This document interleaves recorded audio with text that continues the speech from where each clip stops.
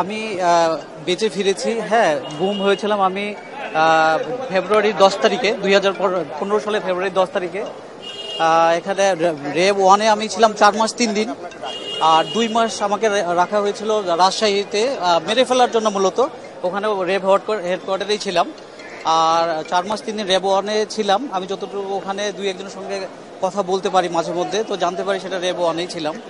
ওখানে আমাকে নির্মম নির্যাতন করা হয়। ওখানে আপনার সারাদিনে টয়লেট, যে মানে আমাকে শুধু না সবাইকে একবারই করতে দেওয়া হতো।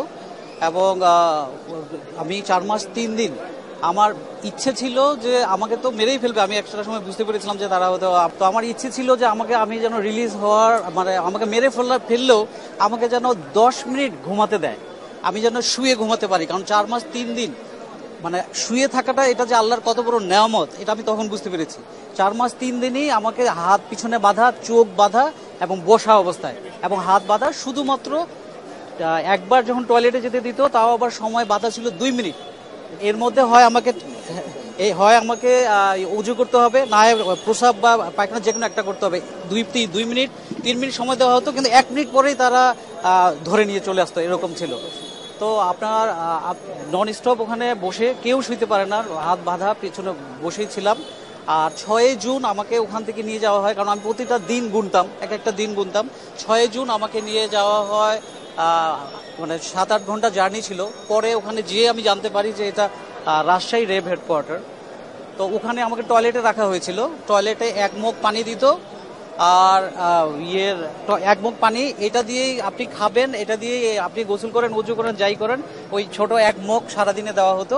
আর টয়লেটের মধ্যে রাখা হয়েছিল আপনার মোস্ট প্রবাবলি হয়তো 6-8 ফিট, 4 ফিট এরকম। হ্যাঁ, শোয়া যায় না এরকম। আর টয়লেটের মতোই এটা ছিল। এই নির্মম নির্যাতন ছিল আর কি।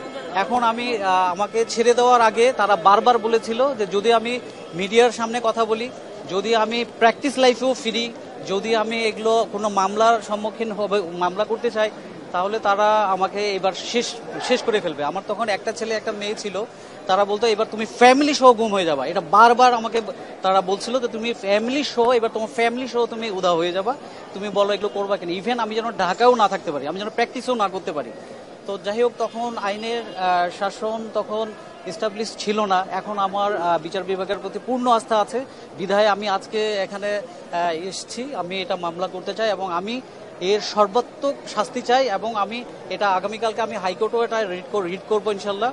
আমি চাই কোনো গভর্নমেন্টের সময় যেন কেউ কখনোই গুমের শিকার না হয়। শুধু আমাকে যারা গুম করেছে, আমি চাই যেন তারাও যেন কোনো সরকার তাদেরকেও যেন গুম না করে। এটা এত ভয়ঙ্কর, এত নির্মম। এই আমি হুকুমের আসামি হিসাবে অবশ্যই প্রাইম মিনিস্টার, এটাতে অবশ্যই এটা ওনার নির্দেশনা ছিল।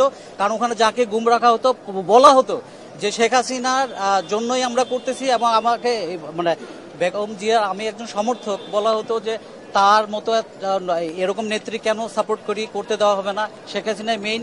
এবং শেখ হাসিনার নির্দেশে তারাই যখন আমাকে টর্চার করতো, তার নাম নিয়েও বলতো।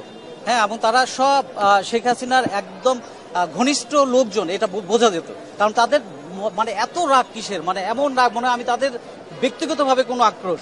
তারা যখন আমাকে টর্চার করতো, বিশ্বাস করেন, তারা হাসাহাসি করতো। তারা খাবার খেত, হাসাহাসি করতো, উচ্চস্বরে ডিজে মিউজিক চলতো।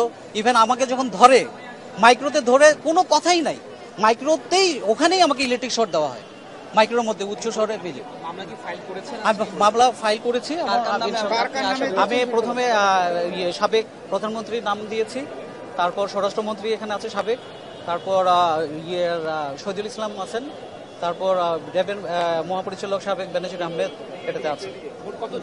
মোট 26 জন, আমি 5 জন আসামি করেছি, আর বাকি 20 জন অজ্ঞাতনামা হিসেবে। কোন কোর্টে ফাইল করেছেন? আমি 22 নম্বর কোর্ট। কোর্ট কি বলেছে? কোর্ট আদেশ দিবে। কোর্ট বলেছে আপনি ওয়েট করুন, আমরা এটা দেবো। উনি সম্পূর্ণ লিখেছেন, আমি পুরো আশাবাদী উনি আমার এর সর্বোচ্চ শাস্তি এটাই দেবে। আমি গুমের অভিযোগে মামলা। হ্যাঁ, আমি 10ই ফেব্রুয়ারি থেকে অগাস্টের 13 তারিখ পর্যন্ত